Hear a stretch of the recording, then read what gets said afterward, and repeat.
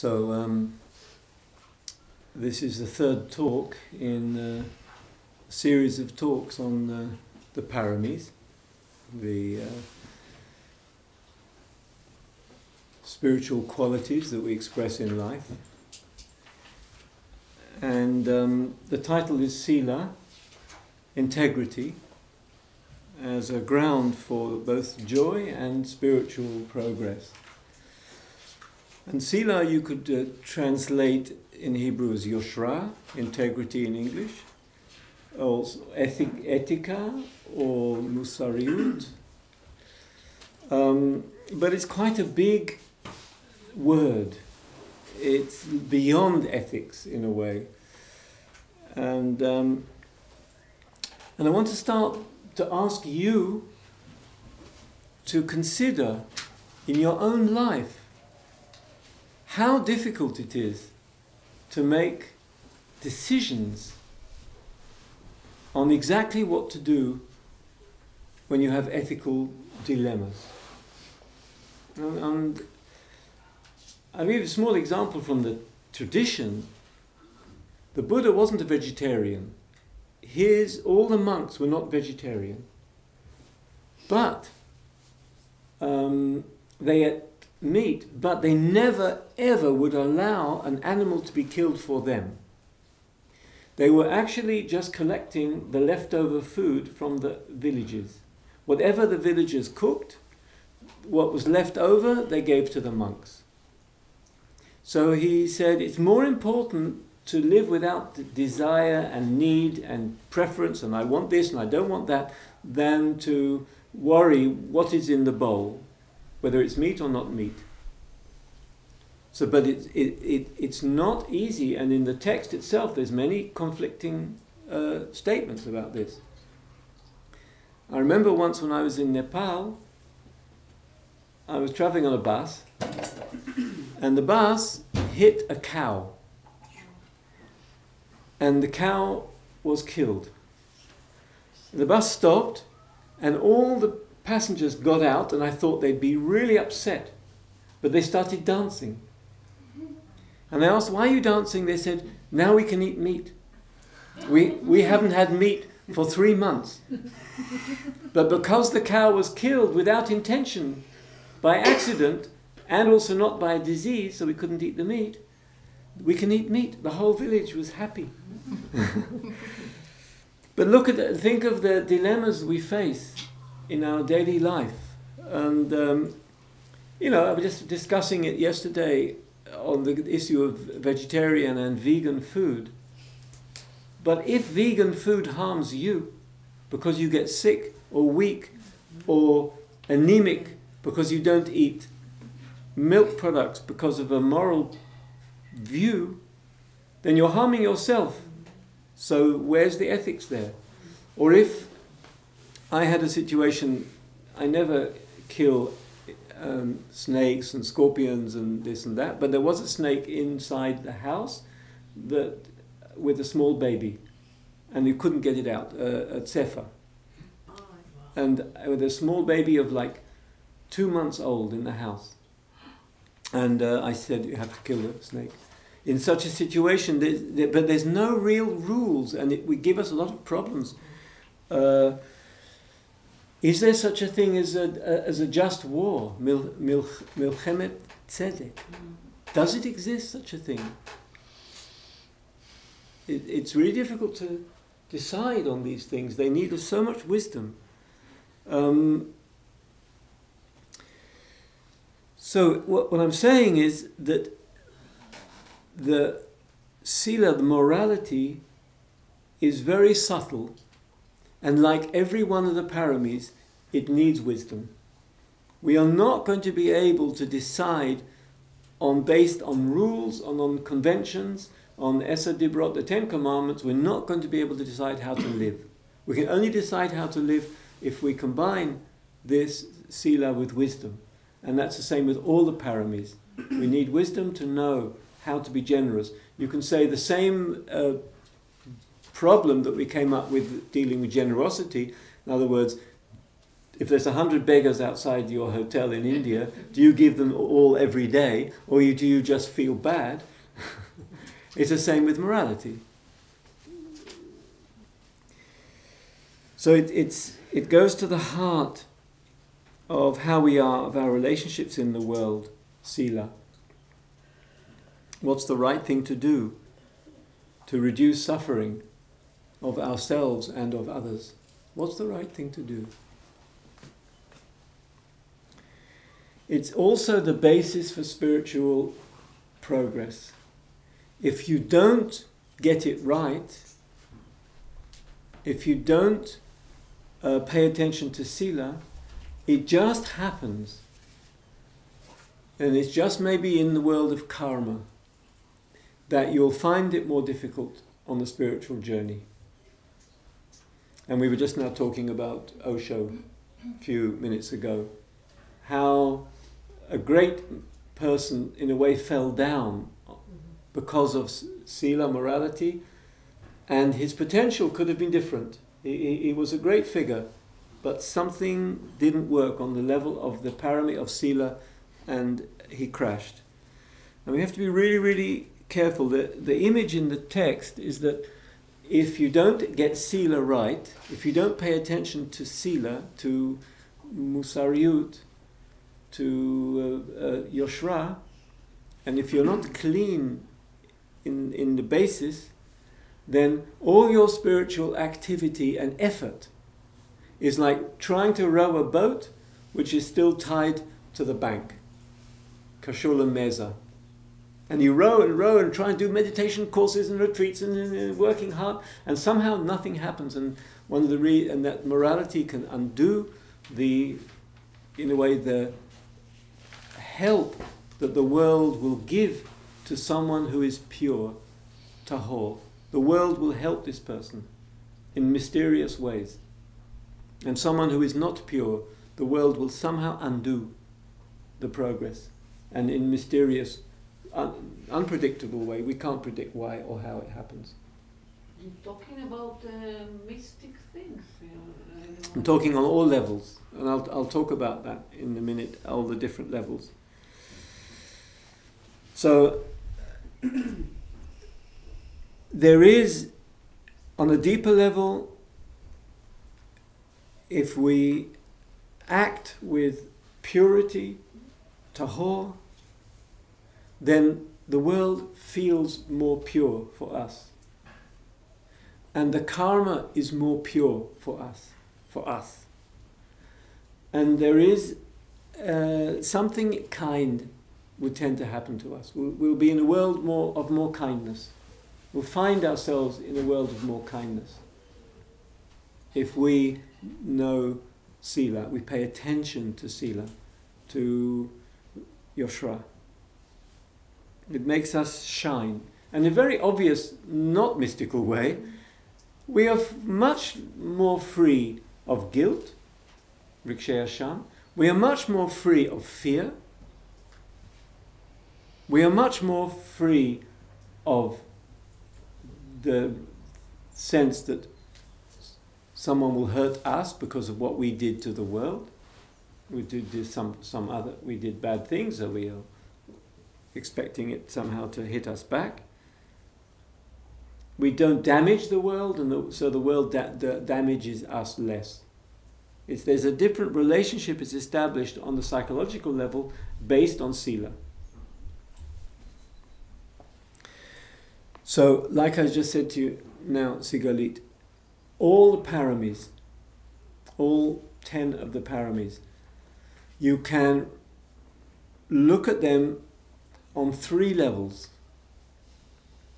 The first level is the ordinary level. I would say the level of society. And we talked about this, for example, with generosity. Generosity, we talked about the level of the community. What is acceptable in the community? And this is the first level, the ordinary level. And we talked about this with in relation to generosity. For example, that in the Buddhist villages, generosity is a primary practice for people in the villages in the Buddhist countries like Thailand. And so basic practice of generosity. So Sila would have a basic practice of Sila, and we'll talk about that in a minute.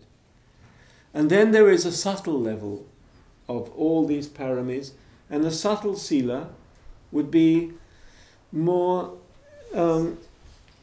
deep. It will be the practice of being perfect, acting perfectly, acting right in all circumstance. This is much deeper than basic rules of Esa Dibrot, the 10 commandments, or the 5 precepts in the Buddhist world. This is much more. The English word here that I like is impeccability, and in the Hebrew, Rachel told me it's lelo ravav. And it's something lo pagamo, it's something there which is, and I remember reading in Castaneda books how Castaneda was all the time taught by Don Juan that his spiritual experience depends on being impeccable. If he is impeccable, means this Lo ravav, if he's clean like that, then the spiritual journey is possible. So here we're talking about something more subtle and more deep and more spiritual. And then there's the third level, which is the bodhisattva level.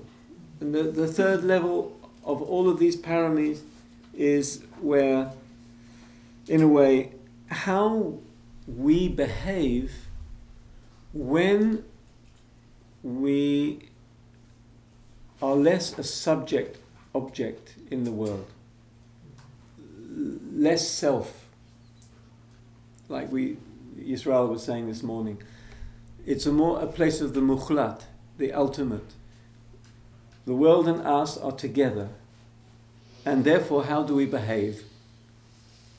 And that's the highest, or high at the bodhisattva level of all these paramis. And so I'm going to consider the ordinary level and a little bit the subtle level, and tomorrow we'll talk about the highest level of the Sila.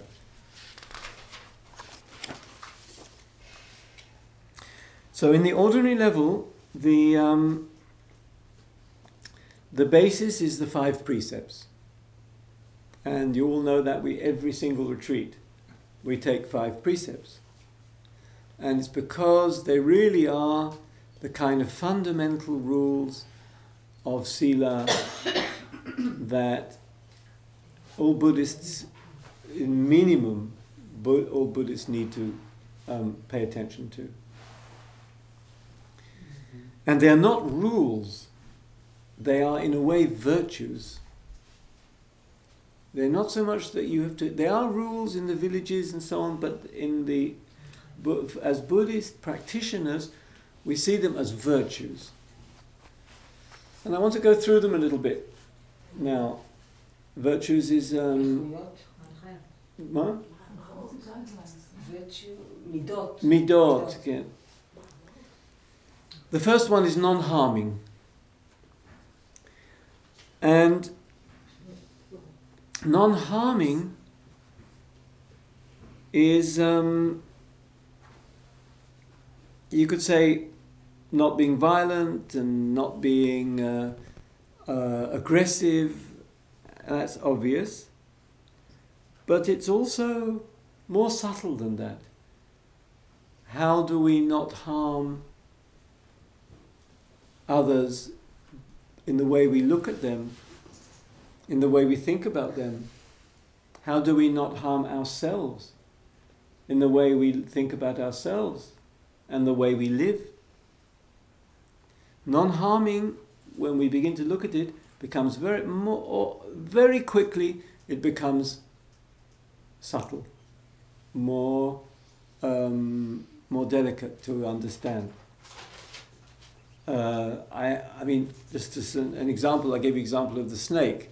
In my own life, I have a big problem, which is sometimes I spend a whole year kind of growing my food, and we have a problem of molds, chafaferot, or choled, and they can eat the whole garden, finish it, no problem at all. They love the vegetables, and they eat everything. And so what to do? Do I do nothing and just basically give up? Or so found a way to try and push them out through using water, to fill the holes with water. Then I notice that they go somewhere else, and I see that they've gone out of the garden. But I'm not sure. And it's very delicate. And obviously it involves insects, it involves all animals, all creatures, all living creatures.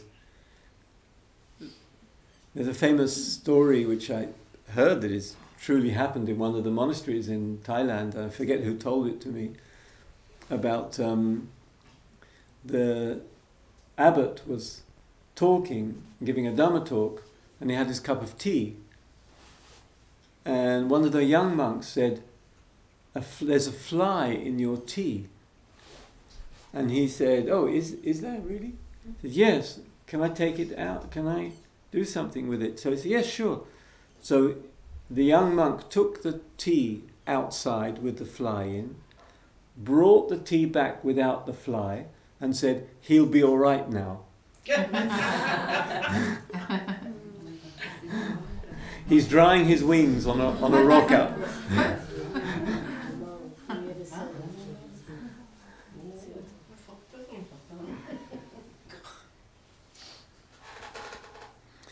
And I must say a story that has stayed with me forever. That one day I was teaching in the Reedman College, and this must be 15 years ago, I don't know when. And as we were in meditation, I noticed a cockroach, a juk. And the juk was just walking across the floor, doing walking meditation. And I was watching the juk. I was sitting on the bama, and I was watching the juk, the cockroach walking past, very quietly. And all of a sudden, there was a bang, and a shoe. Someone came with a shoe, and bang, and in the middle of meditation.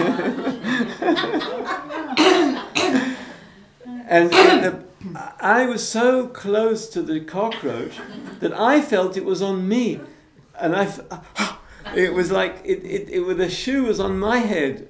I was so shocked and unexpected that I was so close to the cockroach as it was walking across. I was it, and then bang, I felt it on my head.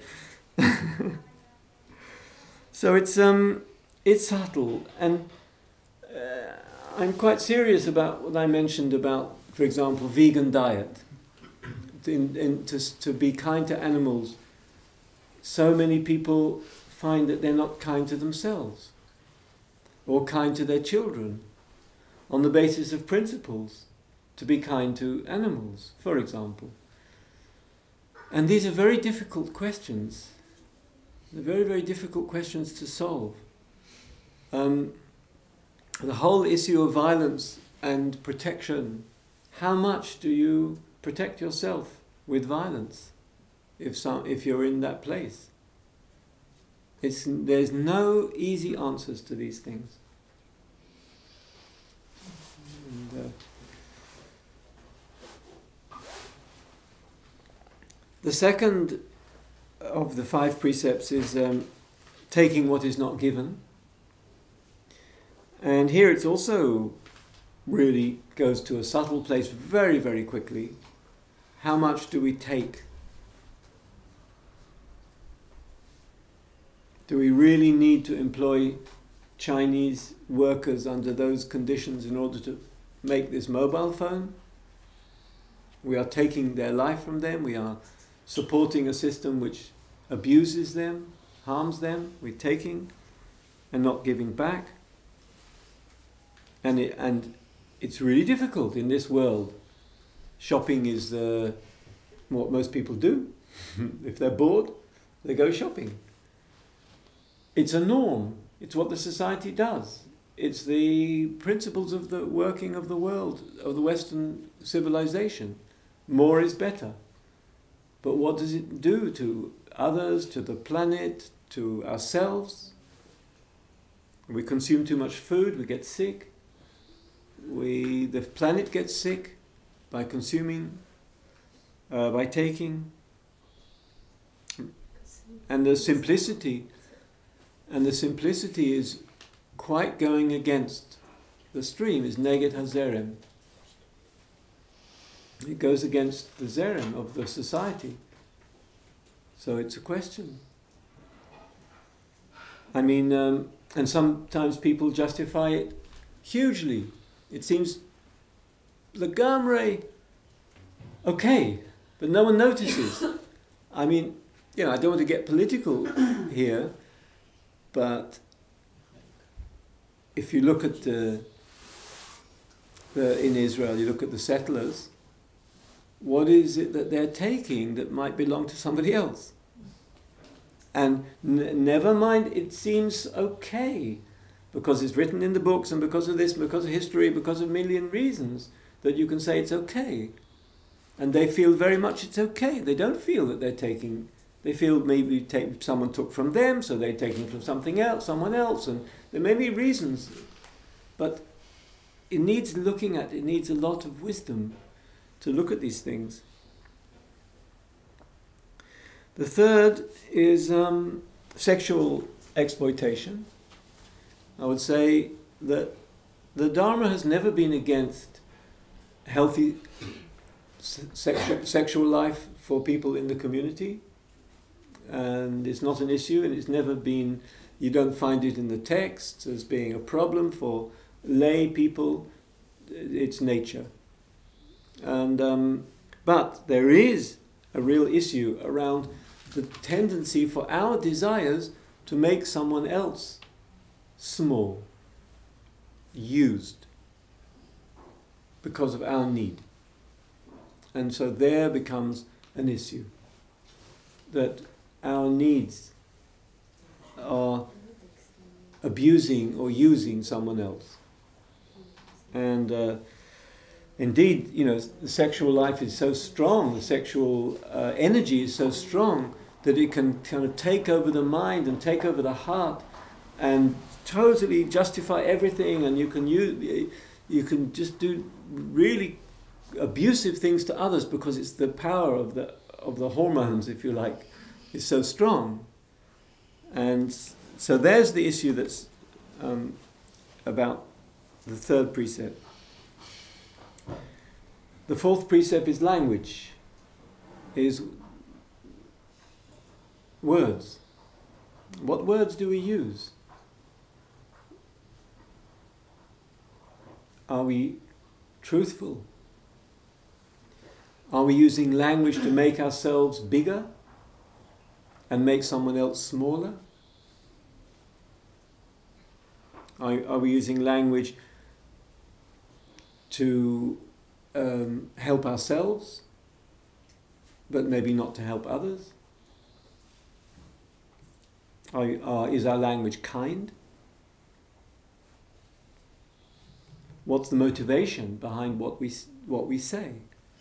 This is not easy. This is a practice. Particularly in the, and we'll talk about this in the Parami of Kenut, of honesty, of authenticity. We'll talk about this a lot. This is a Parami based on that. And in the Buddhist world, it's really important to be honest with your speech, to be truthful. And it's one of the things that if a monk is lying when he reports his experience and inflating his experience, menaper, his experience. Comes to the Buddha and says, I saw the light, I saw the bliss, I saw the universe and so on, and actually he didn't do anything, it's like all illusion, then he can get thrown out completely from the Sangha. It's one of the things that will get him thrown out. The first talk of the Buddha to his son, Rahula, was there's a whole sutta just about this. He said, just like the bowl is empty, if you lie, your spiritual life becomes empty. It's a very, very strong sutta. I'll read it to you when we talk about Kenut. So it's not an easy one. We have to be very careful about the language we use. Byron Katie has a wonderful description of, the way she works with thought. But the same thing. Is it true? Is it helpful? Is it kind? And that's about a thought. But clearly it's also about language. And the fifth of the precepts is addictions or drugs and abuse of chemical substances that basically cloud the mind, that confuse the mind, that make the mind dull. And I mean, it's kind of interesting, and especially for me as a kind of an old hippie, I don't think there's anything there, for example, that would sort of stop in the Indian culture using the marijuana plant as a sacred act, as a sacrament, as something that is helpful, or a glass of wine to warm the body in the Western world. I don't think that's the problem. The problem is when there's enough of it, it becomes a habit, or it becomes continuous, and then it clouds the mind. Yeah. So you have to also see this as being more subtle. What is it that helps the mind that I consume with my mouth? There is a very beautiful Indian concept called sattva. Sattva. And sattva, you can translate it as harmony, balance, and subtlety, adinut. And it's a quality of the spiritual mind, sattva.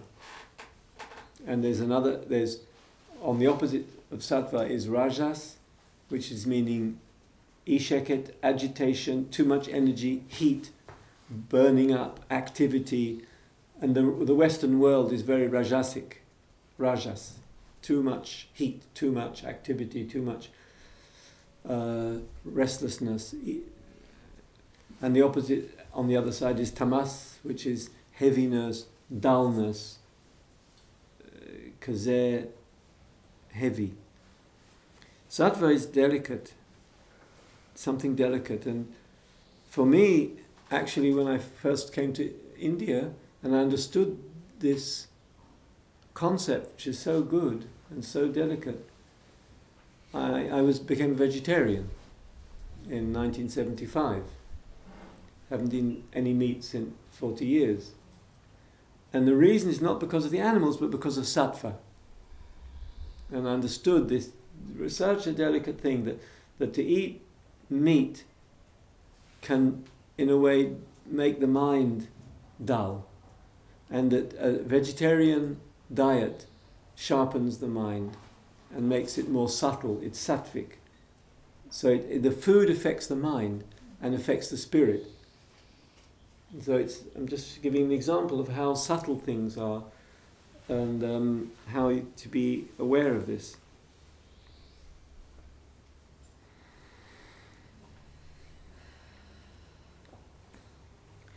So a word that is used in the Buddhist tradition to describe living with Sila is living with skill, skillfulness, or miyomanut, skillfulness. Yeah, miyomanut, I think. To be skillful is a better way of describing living with the Sila. And it's much more moving to a place which is not about guilt, not about judgment, not about blame.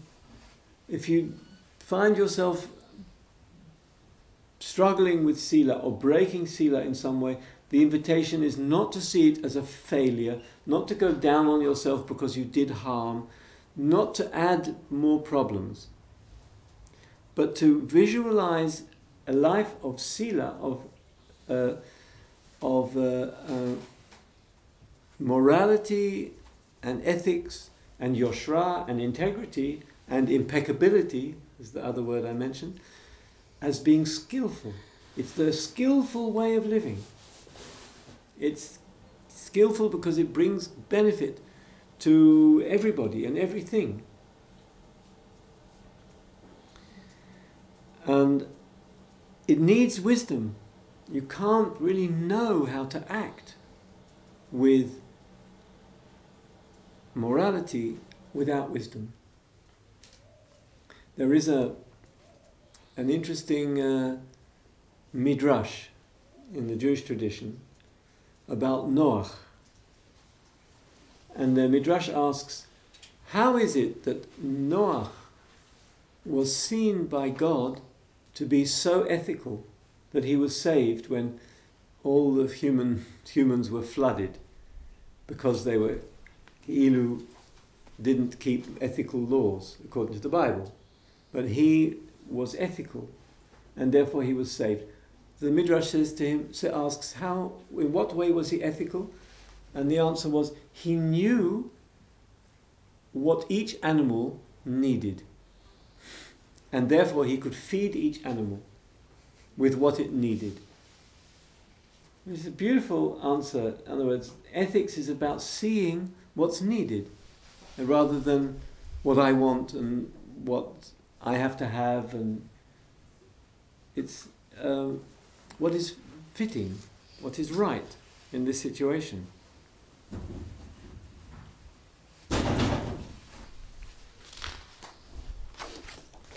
There's a quote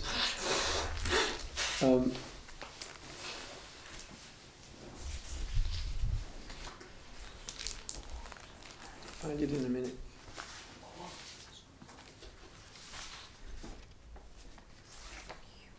There's a quote, what happens to us, why it's so important, Sila, and what happens to us when we keep Sila? What's the big picture?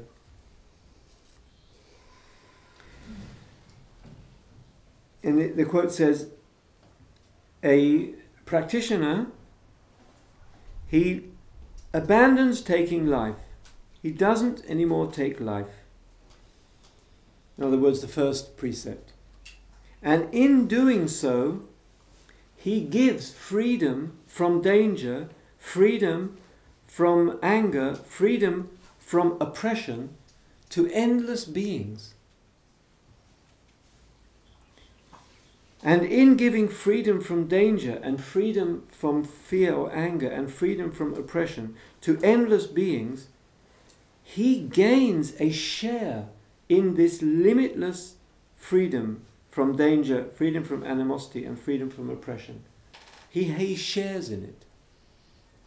And this is the gift, the great gift, which is original, which is long-standing, which is traditional, which is pure from the beginning, that is never open to suspicion, and you cannot find fault in it.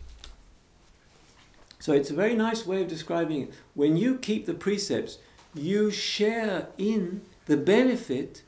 You are one of the people that benefit, one of the beings that benefit, because you are reducing the amount of fear, anger and violence in the world. And the boomerang comes back to you. Just as you reduce that for other beings, they have less fear, less anger, less danger, so you also. There's some cycle in this.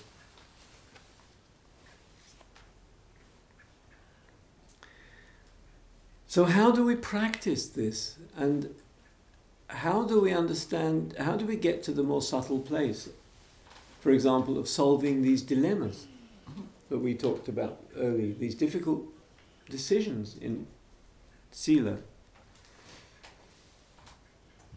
And Shantideva gave a prescription for this. Whenever I wish to move or speak, first I shall examine my state of mind and then act firmly in an appropriate way. Whenever my mind becomes attached or angry, I shall not react according to that. I shall remain unmoved like a tree.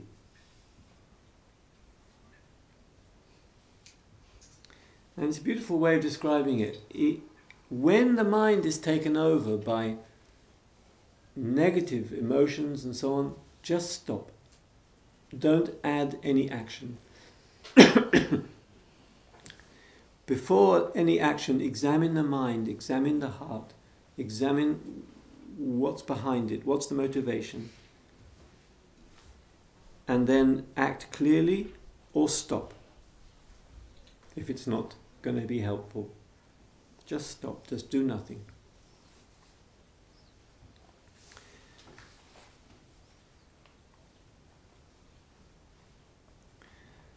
And so most ethical dilemmas that we have are going to be, in a way, really sorted out or helped if we examine our state of mind.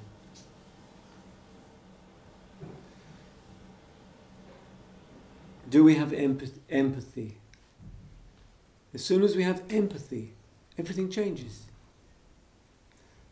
I have empathy to that cockroach that was walking along the floor. I had empathy. I felt what it was like to be the cockroach walking across the floor, doing his walking meditation. And I felt what it was like to get a shoe, killing it. What's the intentions behind what we do in life? What's the compassion? What's the quality of our actions? Not our views. The views will justify everything. You can have a view which is the purest in the world and you end up killing, like the Iraq war. I don't know how many people were killed. Hundreds of thousands were killed because of, in a way, flag of democracy. In Vietnam, I remember how much it was justified. 3 million Vietnamese were killed. And it seemed absolutely right because of the word freedom. We are bringing freedom. We are supporting freedom. That was the word that was used by the Americans to justify going on the other side of the world and killing 3 million people in the name of freedom. And we were all demonstrating against it in the 60s, 70s, 60s. And it doesn't mean to say that it's easy. It doesn't mean to say that we don't get caught in difficult situations where there's no way out and we might have to do something that we don't feel is right. We can't be more pure than we can be. I'm saying, for example, with violence, if someone attacks us and we spontaneously hit them back, it happens. We shouldn't, after that, feel that we did a terrible thing and that we we keep hurting ourselves because of it. That's what happened. And sometimes the karma is just too strong for us. The Buddha tried to stop wars, and a number of times he couldn't do it because the war was just too strong. It was just happening, and everyone caught up in it.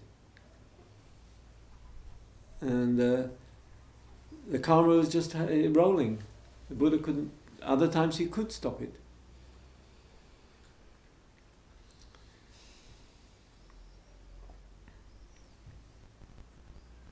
So on the more subtle, I'm talking really now about a more subtle level, the second level of Sila.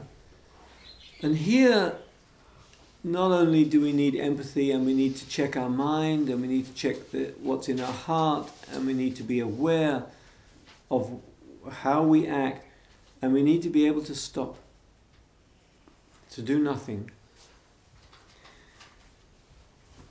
There's a beautiful story of Angulimala, and some of you know this story in the one of the Buddhist texts. Angulimala was a bandit in the forest. It's because he had a really bad guru who told him, go to the forest and kill 1,000 people. And he went to the forest and he killed 999 people. And the Buddha said, this man is not only suffering, he's making others suffer, but he is suffering himself so much. I'm going to go to the forest and I will do what I can. And all the monks said, you're crazy, you're going to go to the forest. He kills everybody that goes near him. The Buddha said, don't worry and don't come with me. So he went to the forest and he found Angulimala, or Angulimala found him. Angulimala, by the way, the word means 1,000 fingers, because he made a necklace of fingers. Everybody he killed, he took a finger and made a necklace. And the Buddha came to him and was walking, and Angulimala was chasing the Buddha, but somehow couldn't catch him. And the Buddha was just walking, but Angulimala couldn't catch him. And he shouted to the Buddha, stop, stop. And the Buddha turned round and said, no, you stop. You stop killing. You stop. I stopped a long time ago. It's a very beautiful thing to say. You stop. I stopped a long time ago. And Angulimala came to him and said, I don't understand.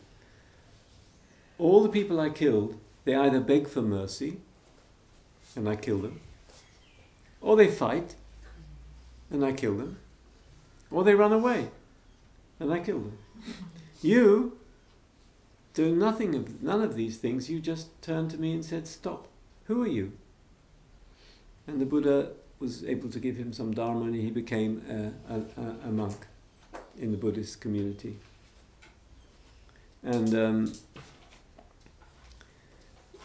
the story has an interesting end, because you may know the story, but maybe you don't know the ending of the story.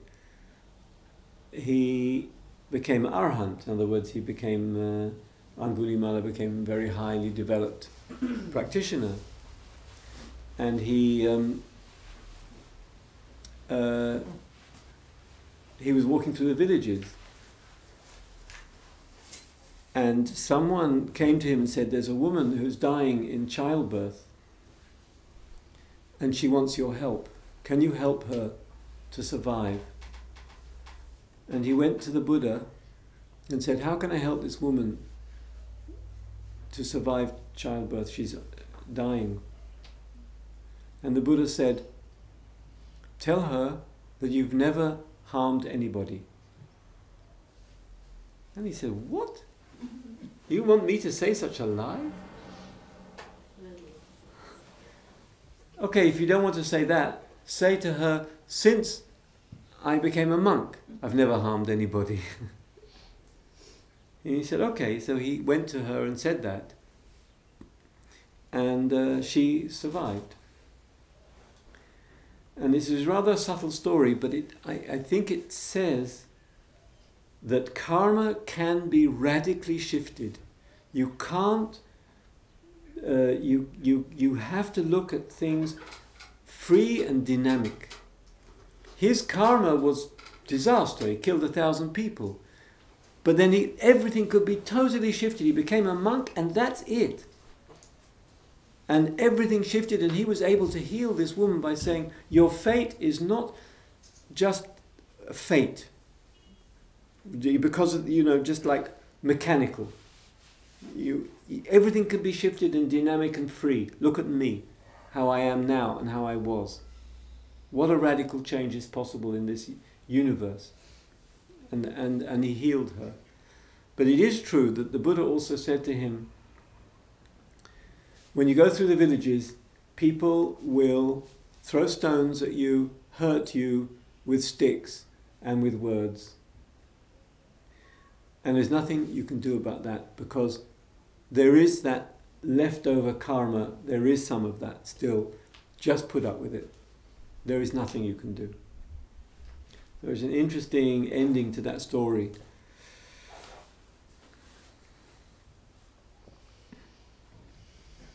So on the subtle level, and I really would like you to kind of contemplate this point I want to make, to really feel it inside. On a subtle level, when we sit in meditation and breathe and be with ourselves and be with our minds, this is an ethical act, a pula eti, because we are taking charge of our mind. We are taking responsibility of our mind. And therefore, how we are in the world will be different. And we will be less likely to harm, hurt, and cause suffering, because we take responsibility for our mind. We're guarding ourselves and we're guarding others by the simple act of sitting quietly and watching our mind in the mirror, who we are. And it's well worth thinking about that in a way, spiritual practice and ethics become one thing.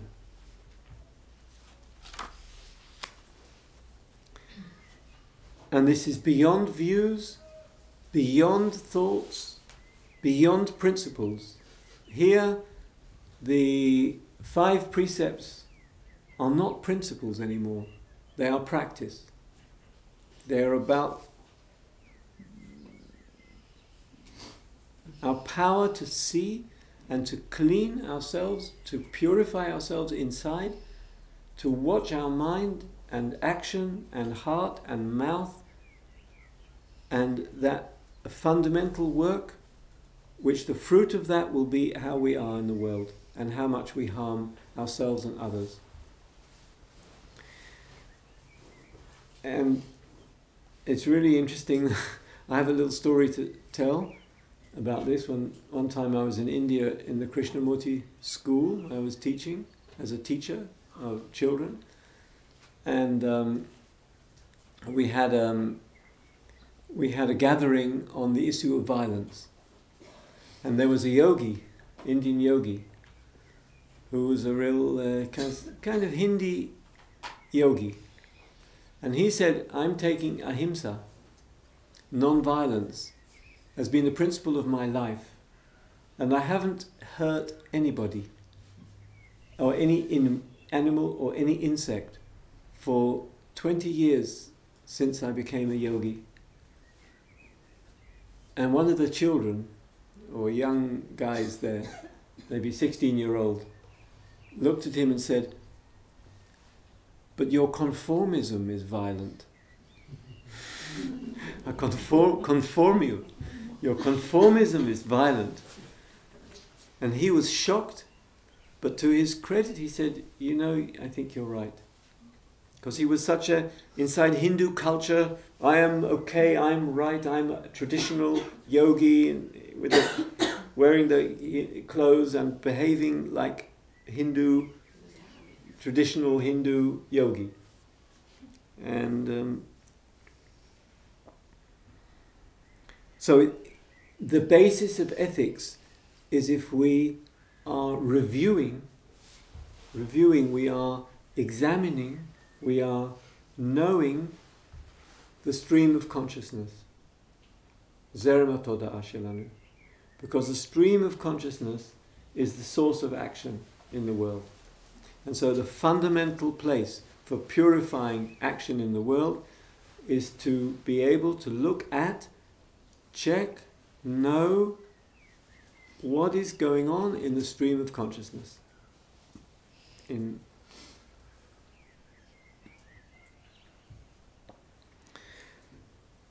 So that's what I will want to finish with at this point. And the next talk tomorrow will take it further into a more ultimate place, which is about relational place. That is the place that ethics has in the interrelation of us and the world, which is in a relational. We have a relational. We're part of a relational universe. We're not alone. So how does that affect our actions? This understanding of being one with the world, being inside the world. So the relationship, how we are. So that's all I want to say right now, and let's take a minute of quiet, and then we'll have some discussion.